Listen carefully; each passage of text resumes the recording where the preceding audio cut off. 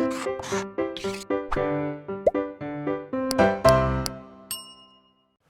Students, welcome back to Blueprint Digital. आज की इस वीडियो में हम ऊतक संवर्धन यानी कि टिश्यू कल्चर के बारे में पढ़ेंगे।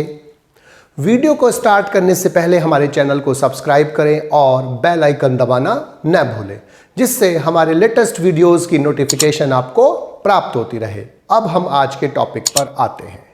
सबसे पहले हमें ऊतक संवर्धन यानी कि टिश्यू कल्चर का मतलब समझ में आना चाहिए कि टिश्यू कल्चर है क्या। इसमें हमें तीन चीज़ें समझनी है कि एक ऐसी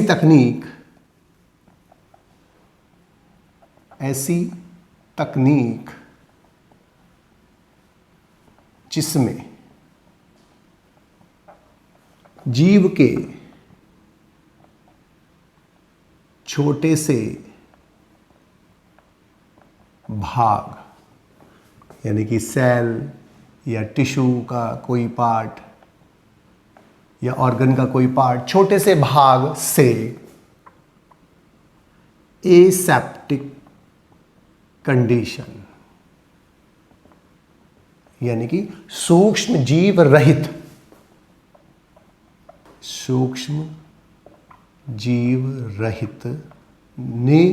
निजर्मीकृत परिस्थितियां भी बोलते हैं इसको, यानी कि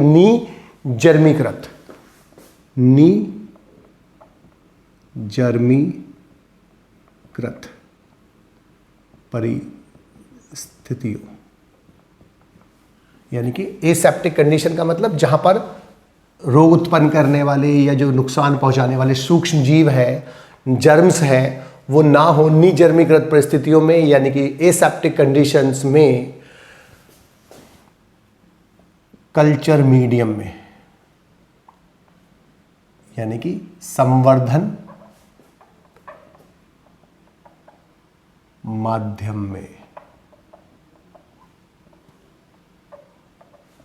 जीवों को ग्रो कराया जाता है, वृद्धि कराई जाती है, यानी कि उत्पन्न किया जाता है, बनाया जाता है। बनाया भी लिख सकते हैं इसमें। तीन चीजें याद रखनी है बस। क्या कि ऐसी तकनीक है जिसमें जीव के, चाहे वो प्लांट की बात हो चाहे वो एनिमल की, यहां पर हम पादप कल्चर पढ़ेंगे, लेकिन टिश्यू कल्चर क्या है कि एक ऐसी तकनीक है जिसमें जीव का छोटा सा भाग यूज होगा, एसेप्टिक कंडीशन होनी चाहिए यानी कि सूक्ष्म जीव रहित यानी कि निर्जर्मीकृत यानी कि रोग उत्पन्न करने वाले या नुकसान पहुंचाने वाले सूक्ष्म जीव नहीं होने चाहिए, और उनको आर्टिफिशियल कल्चर मीडियम यानी कि संवर्धन मीडियम में उन छोटे से भाग से जीवों में ग्रो कराया जाता है, यानी कि छोटे से भाग से कल्चर मीडियम में जीवों को ग्रो कराया जाता है या जीवों को बनाया जाता है। सीधी सी बात है एक लाइन में कि प्लांट या एनिमल के छोटे से पार्ट से कल्चर मीडियम में यानी कि संवर्धन मीडियम में, आर्टिफिशियल मीडियम में, जिसमें उस जीव की जो रिक्वायरमेंट है, आवश्यकता है, उसके लिए सभी सब्सटेंसेस प्रेजेंट होते हैं। उस एसेप्टिक कंडीशन में यानी कि सूक्ष्म जीव ना हो, उसे रोग खराब करने वाले, उस कंडीशन में उस छोटे से भाग से संपूर्ण जीव को बनाने की प्रक्रिया क्या कहलाती है? ऊतक संवर्धन यानी कि टिश्यू कल्चर। तो टिश्यू कल्चर वर्ड जो है आर्टिफिशियल ग्रोथ के लिए लगाते हैं। तो फिर समझेंगे हम कि एक ऐसी तकनीक जिसमें जीव के छोटे से भाग से एसेप्टिक कंडीशन में आर्टिफिशियल कल्चर मीडियम में छोटे से पार्ट से जीवों को ग्रो कराया जाता है, जीवों को बनाया जाता है। प्लांट टिश्यू कल्चर में योगी पादप कोशिका के या ऊतक के छोटे से भाग से निजर्मीकृत कंडीशंस में कल्चर मीडियम में यानी कि संवर्धन माध्यम में संपूर्ण जीव के यानी कि पादप के वृद्धि कराने को या बनाने को हम क्या बोलेंगे? पादप ऊतक संवर्धन यानी कि प्लांट टिश्यू कल्चर। यानी कि पौधों में ऊतक संवर्धन एक ऐसी तकनीक है जिसमें किसी भी पादप ऊतक जैसे जड़, तना, पुष्प आदि के छोटे से भाग से एसेप्टिक कंडीशंस में संवर्धन माध्यम में पौधों को उगाया जाता है। क्या कहलाती है? प्लांट टिश्यू कल्चर कहलाती है। अब प्लांट टिश्यू कल्चर जो होती है वो पूर्ण शक्तता, पूर्ण शक्तता, शक्तता, पूर्ण शक्तता यानी कि टोटी पोटेंसी पर निर्भर होती है। यानी कि जो प्लांट टिश्यू कल्चर है वो किस पर निर्भर है कि पादप सेल की पूर्ण शक्तता यानी कि टोटी पोटेंसी पर निर्भर होती है, पर निर्भर है। अब टोटी पोटेंसी का मतलब क्या है कि एक सेल की वह क्षमता जिससे वह सेल एक कंप्लीट यानी कि संपूर्ण जीव बना सकती है या बनाती है, वह क्षमता क्या कहलाती है? पूर्ण शक्तता यानी कि टोटी पोटेंसी कहलाती है। यानी कि किसी भी सेल की वह क्षमता जिसके द्वारा वह एक कंप्लीट ऑर्गेनिज्म, कंप्लीट जीव बना लेती है, उसे हम क्या बोलते हैं? टोटी पोटेंसी कहते हैं। और प्लांट्स में अधिकांश लिविंग सेल्स टोटीपोटेंट होती हैं, जबकि एनिमल्स में केवल कुछ विशेष सेल्स टोटीपोटेंट होती है। ह्यूमंस में केवल एम्ब्रियोनिक स्टेम सेल टोटीपोटेंट होती हैं और बोन मैरो में कुछ सेल्स होती हैं, नहीं बाकी सभी सेल्स टोटीपोटेंट नहीं होती, लेकिन प्लांट्स में अधिकांश सेल्स टोटीपोटेंट होती हैं। और जो किसी भी सेल की वह क्षमता है जिससे वो पूर्ण ऑर्गेनिज्म बनाता है, उसे हम क्या बोलते हैं? टोटीपोटेंसी। और ऐसी सेल्स क्या कहलाती है? टोटीपोटेंट सेल्स कहलाती है। सेल क्या कहलाएगी? Totipotent cell. तो सेल की क्षमता जिससे वो संपूर्ण जीव बनाती है वो क्या कहलाती है? टोटीपोटेंसी यानी कि पूर्ण शक्तता। और ऐसी सेल्स को क्या बनाएंगे? कह लेंगे टोटीपोटेंट सेल कहते हैं। टोटीपोटेंसी टर्म जो था सबसे पहले वो हैबरलैंड ने यूज किया था। हैबरलैंड ने यूज किया था और इसीलिए हैबरलैंड को, और चूंकि हैबरलैंड ने जो टोटीपोटेंसी टर्म दिया उसी टोटीपोटेंसी पर ये कल्चर मीडियम डिपेंड होता है, इसीलिए हैबरलैंड को पौधों में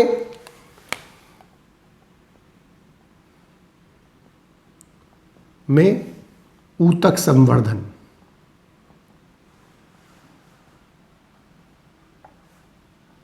का जनक कहते हैं। तो ये बातें समझ में आई कि ऊतक संवर्धन क्या है, कि एक ऐसी तकनीक जिसमें हम छोटे से भाग से, चाहे वो प्लांट का हो चाहे वो एनिमल का हो, एसेप्टिक कंडीशन में कल्चर मीडियम में, आर्टिफिशियल कल्चर मीडियम में संपूर्ण जीव को वृद्धि कराते हैं या उगाते हैं या बनाते हैं। क्या कहलाता है? टिश्यू कल्चर कहलाता है। प्लांट्स में होगा तो प्लांट टिश्यू कल्चर, एनिमल में होगा तो एनिमल टिश्यू कल्चर। पादप में जो ये कल्चर मीडियम है वो उसकी टोटीपोटेंसी पर निर्भर करती है, पूर्ण शक्ति पर निर्भर करती है, यानी कि सेल की वह क्षमता जिससे वो एक संपूर्ण जीव बना सकती है टोटीपोटेंसी कहलाती है। और ऐसी सेल क्या कहलाती है? टोटीपोटेंट कहलाती है। और सेल की टोटीपोटेंसी के बारे में सबसे पहले हैबरलैंड ने बताया था और इसीलिए हैबरलैंड को पौधों में ऊतक संवर्धन का जनक कहते हैं, क्योंकि जो ये टिश्यू कल्चर की टेक्निक है वो प्लांट की जो सेल्स है उसकी टोटीपोटेंसी पर निर्भर होती है। इसलिए हैबरलैंड ने बताया था सबसे पहले, इसलिए इसको हैबरलैंड को ही ऊतक संवर्धन का जनक कहा जाता है। अब ऊतक संवर्धन की आवश्यकता, ऊतक संवर्धन की आवश्यकता, 3 आवश्यकताएं हैं इसकी। नंबर 1 कल्चर मीडियम, यानी कि संवर्धन माध्यम।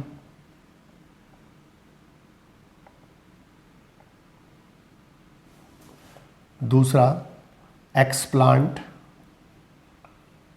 और तीसरा जो दोनों हैं उसमें दोनों को यूज किया जाएगा निजर्मीकृत, जर्मीकृत कंडीशंस, परिस्थितियां,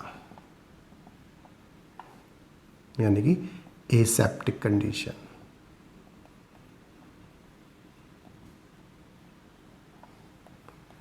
एक्सप्लांट जो होता है उसको बोला जाता है कतोर्तक।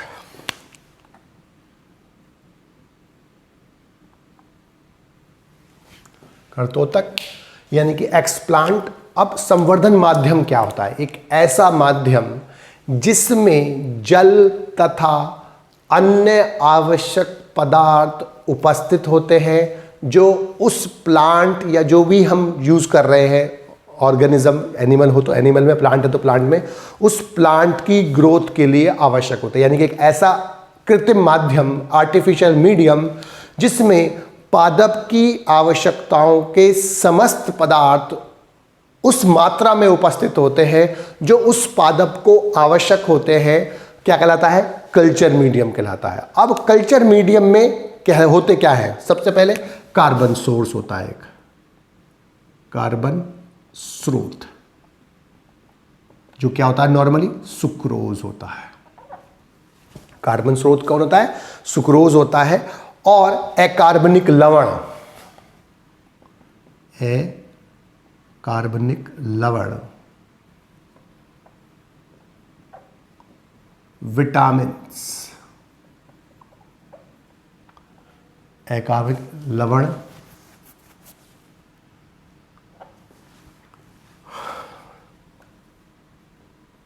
इसके अलावा विटामिन्स होते हैं, अमीनो अम्ल यानी कि अमीनो एसिड्स, ग्रोथ हार्मोन्स यानी कि वृद्धि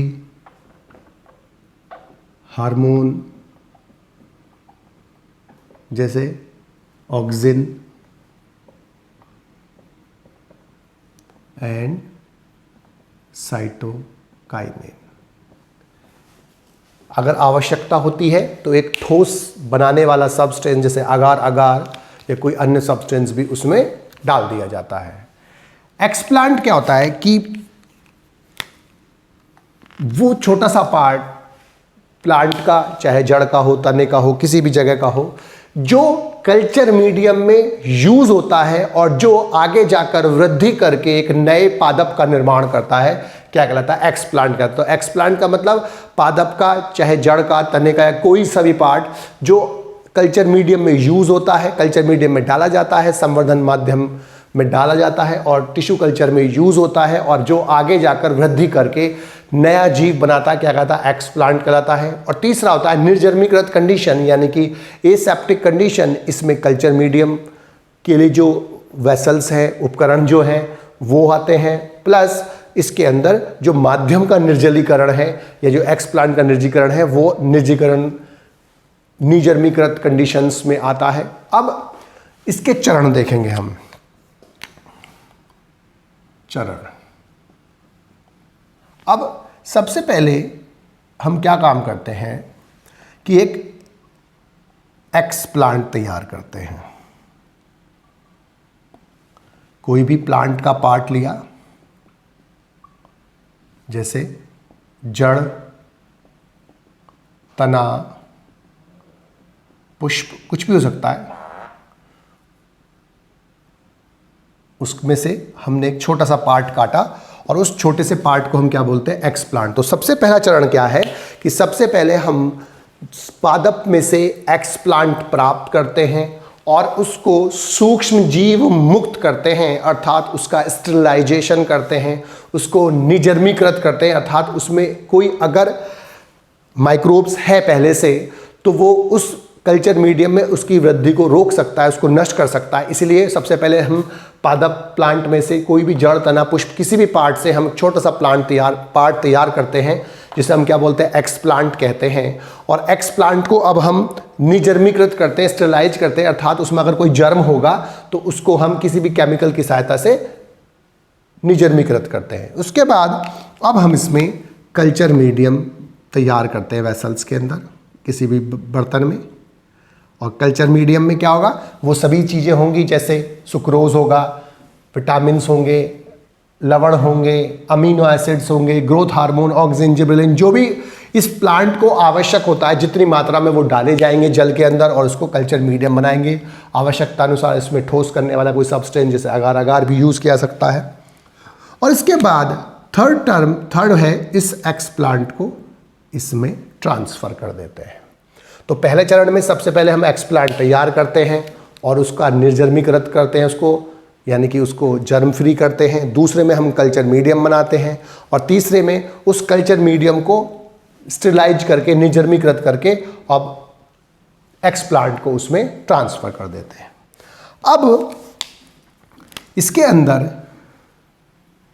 जो ये एक्सप्लांट है, ये एक्सप्लांट जो होगा, अब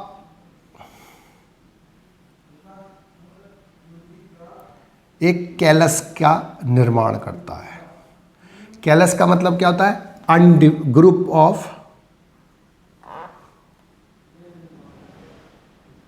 ग्रुप ऑफ अनडिफरेंशिएटेड सेल्स, यानी कि अविभेदित कोशिकाओं का समूह।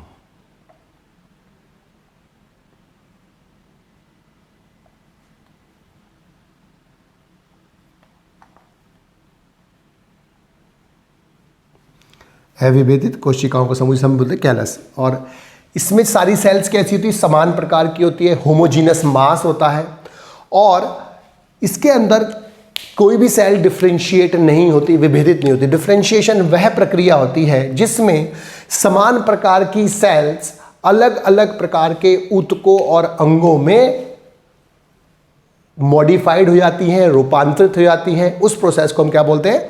डिफरेंशिएशन बोलते हैं। अब इसके अंदर डिफरेंशिएशन होगा और डिफरेंशिएशन होकर छोटे प्लांट लाइक स्ट्रक्चर्स डेवलप होंगी। इसमें होगा विभेदन और अब इनको हम बोलते हैं प्लांटलेट। और ये प्लांटलेट जो होते हैं, अब इनको जब ये थोड़ी सी वृद्धि कर जाते हैं तो अब इनको हार्डनिंग प्रोसेस से गुजारते हैं।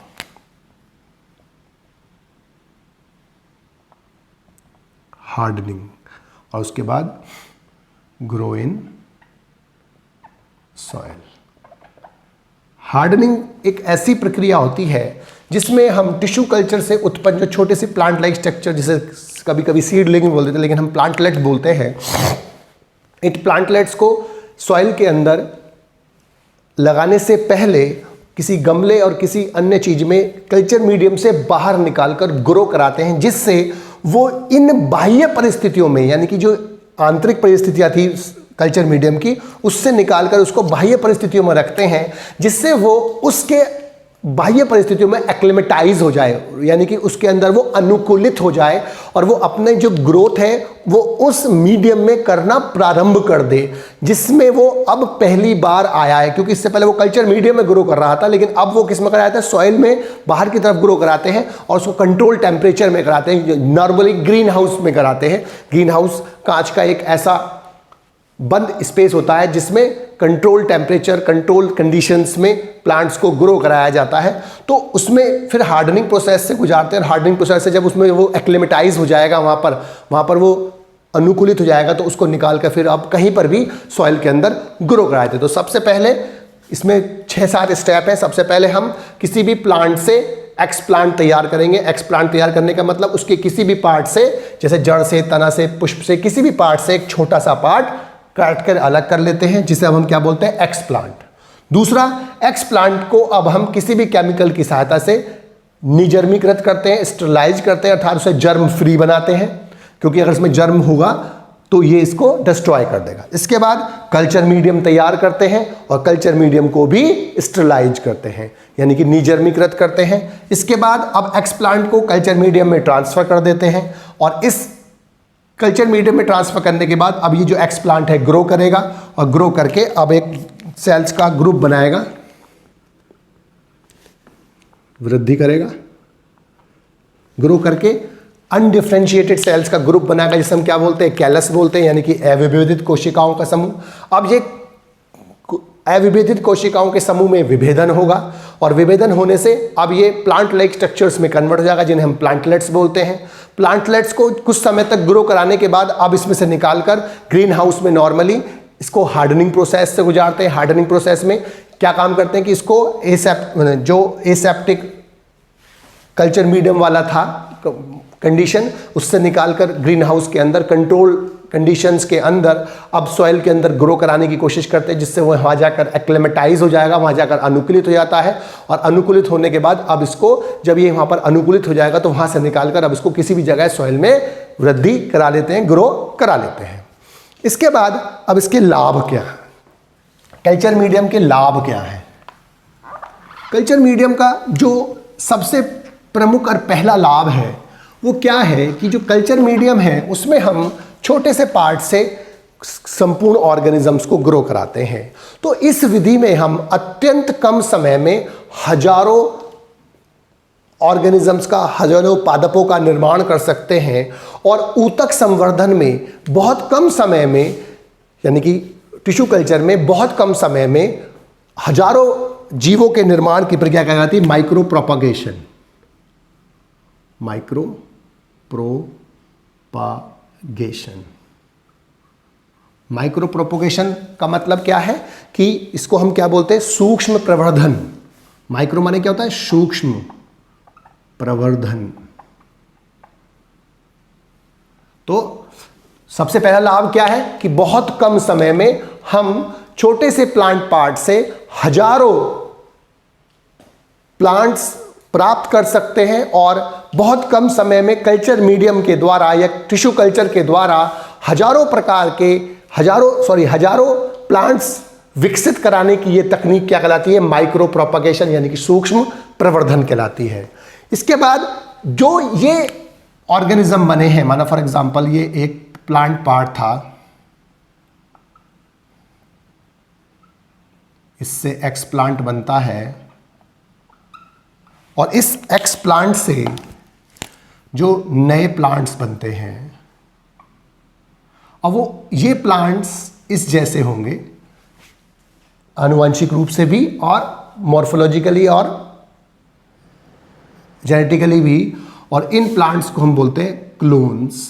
जब हम एसेक्सुअल रिप्रोडक्शन में पढ़ते हैं कि जो प्लांट्स के जैसे बनते हैं, बिल्कुल 2 कॉपी होती है, कार्बन कॉपीज होती हैं, हम इन्हें क्या बोलते हैं, क्लोन्स बोलते हैं। लेकिन यहां पर जो प्रोपोगेशन हुआ है वो सोमैटिक पार्ट से हुआ है, यानी कि जो प्लांट का पार्ट यूज हुआ है वो कौन सा यूज हुआ है, सोमैटिक पार्ट यूज हुआ है, यानी कि कायिक।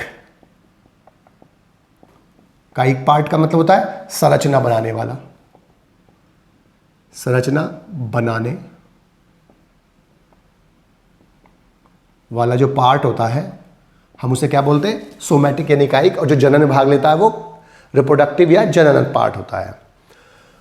अब जो कायिक पार्ट है, सोमैटिक पार्ट है, तो सोमैटिक पार्ट जो हमने यूज लिया था वो एक्सप्लांट के रूप में यूज किया था।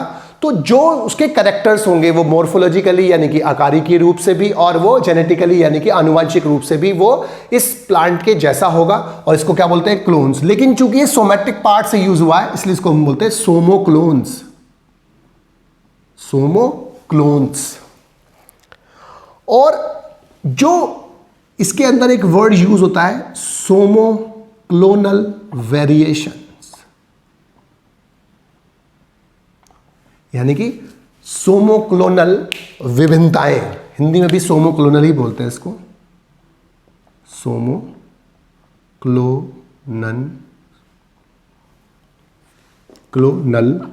विभिन्नताएं।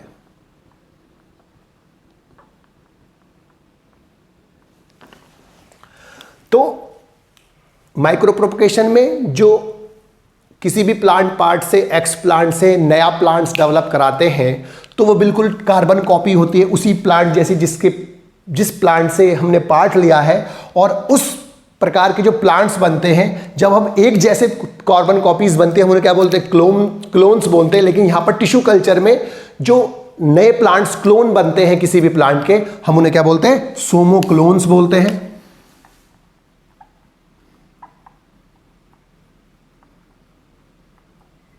सोमोक्लोन्स बोलते हैं। और सोमोक्लोन्स जो होते हैं उनके अंदर जो वेरिएशंस पाई जाती हैं, सोमोक्लोन्स में भी जो थोड़ी बहुत वेरिएशंस पाई जाती हैं हम उनको क्या बोलते हैं, सोमोक्लोनल वेरिएशन। तो जो दो बातें समझ में आई इसमें हमें कि जो टिश्यू कल्चर टेक्निक से किसी भी प्लांट पार्ट से नए प्लांट्स बनाते हैं, हजारों प्लांट्स बनते हैं, बहुत सारे जो प्लांट्स बनते हैं वो प्लांट्स उस पादप यानी कि जो प्लांट्स जो पेरेंट प्लांट था जिससे प्लांट लिया गया था, जिससे पार्ट लिया गया था, एक्सप्लांट लिया गया था, उस जैसे होते हैं, कार्बन कॉपी होती है। और जब कार्बन कॉपीज बनती है बहुत सारी, हम उन्हें क्लोन्स बोलते हैं, लेकिन चूंकि टिश्यू कल्चर से जब बनते हैं तब हम इन्हें क्या बोलते हैं, सोमोक्लोन्स बोलते हैं।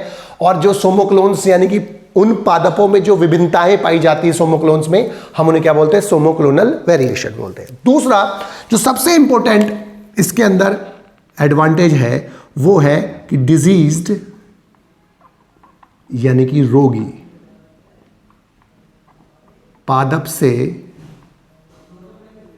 स्वस्थ पादप बनाना,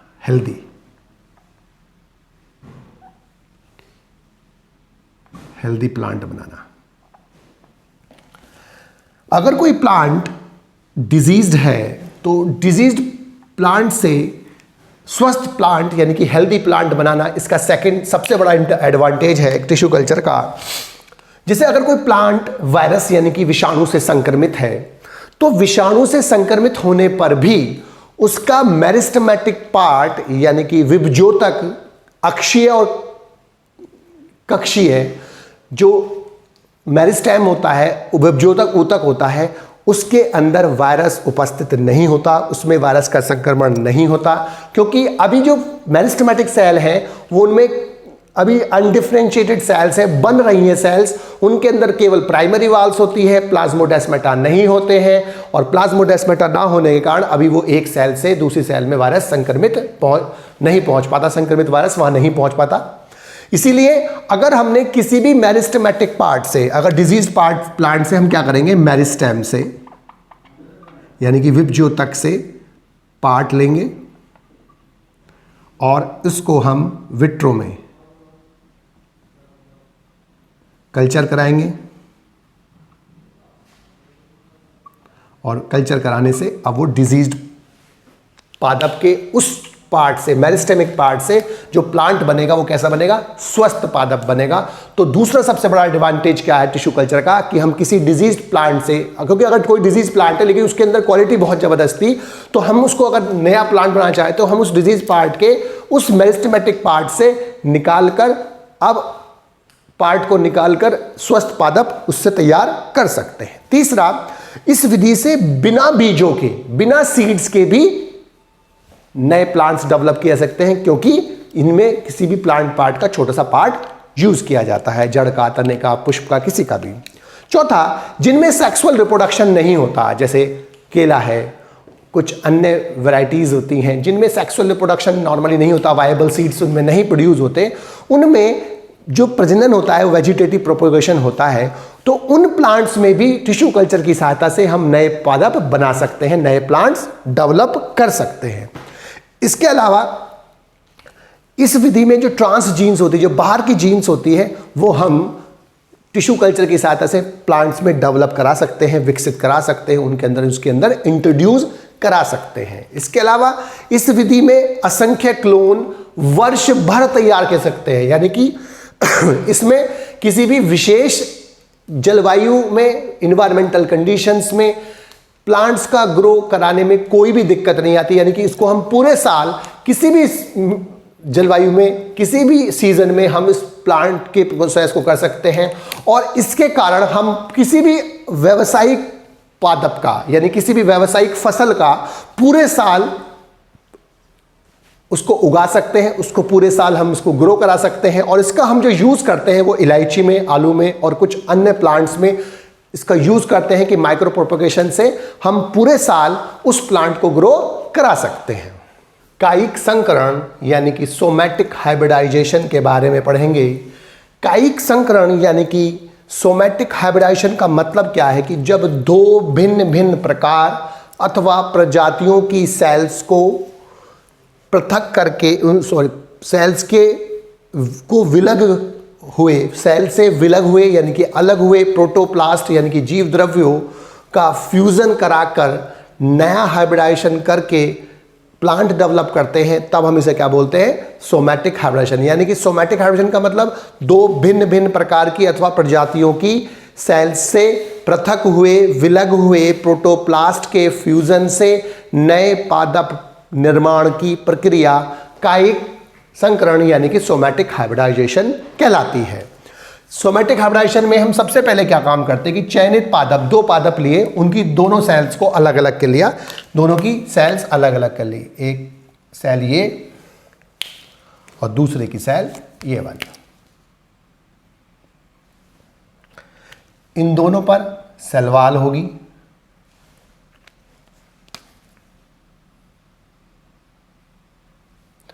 अब ये ए सेल हो गई और ये बी सेल हो गई। अब इस चयनित पादपों की जो एकल सेल्स है उनको पहले एक एक सेल अलग करते हैं और अब एंजाइम पैक्टिनेज और सेल्यूलेज की सहायता से एकल सेल की प्रोटीन्स, जो एकल सेल है उसकी जो सेल वॉल है, कोशिका कला है, उसको हम हटा देते हैं और इससे अब विदाउट सेल वॉल वाला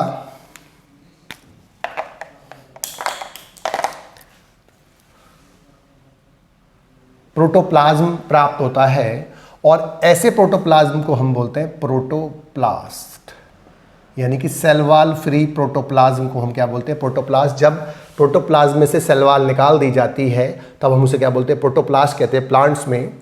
अब इन दोनों प्रोटोप्लास्ट को आपस में फ्यूज कराते हैं। फ्यूज के लिए इलेक्ट्रोफ्यूजन का यूज करते हैं। इलेक्ट्रोफ्यूजन का मतलब उच्च वोल्टेज वाले इलेक्ट्रिक शॉक देते हैं उसको, या कुछ केमिकल्स ऐसे होते हैं जो जोड़ने में सहायता करते हैं, जिसका नाम होता है PEG, पॉलीथाइल ग्लाइकोल। ये दो प्रोटोप्लास्ट को आपस में फ्यूज कराते हैं। इससे क्या होगा कि ये जो प्रोटोप्लास्ट हैं आपस में अब ये फ्यूज हो जाएंगे और फ्यूज होने के बाद अब इसके अंदर दो न्यूक्लियाई होंगे, इसका भी और इसका भी, और इसीलिए इसको हम बोलते हैं हेटेरोकैरियोन। हेटेरो माने क्या होता है? डिफरेंट, भिन्न भिन्न, और कैरियोन का मतलब होता है केंद्रक। तो जब इसमें दो अलग अलग प्रकार के केंद्रक हैं इसलिए इसका नाम क्या है? हेटेरोकैरियोन, यानी कि दो प्रोटोप्लास्ट का संलयन उत्पाद। अब इस हेटेरोकैरियोन को उपयुक्त माध्यम में संवर्धन करते हैं, कल्चर करते हैं, और इनके कल्चर करने से जो आगे का स्टेप हमने पढ़ा था कि वही नए प्लांटलेट्स बनते हैं और इन प्लांटलेट्स को आगे वृद्धि करा के नए प्लांट्स में, पादपों में ग्रो करा लिया जाता है। यानी कि तो कायिक संकरण में सबसे पहले दो अलग अलग प्लांट्स की एक एक सेल को पृथक करते हैं।